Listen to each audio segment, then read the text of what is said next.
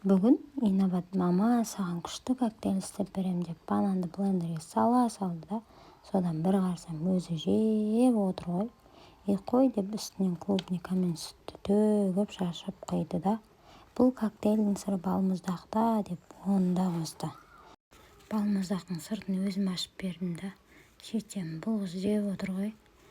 Қолынан түк келмейді дедім да, өзім алып салсам тағы жеп отыр. Сосын крышкасын жаптық та, енді араластырайын десек, араластырма деп жылайды ғой мына қыз ше.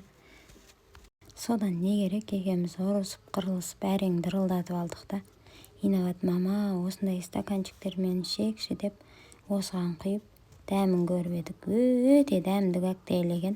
Инабат та риза, мен де риза болып екеуміз ішіп алдық.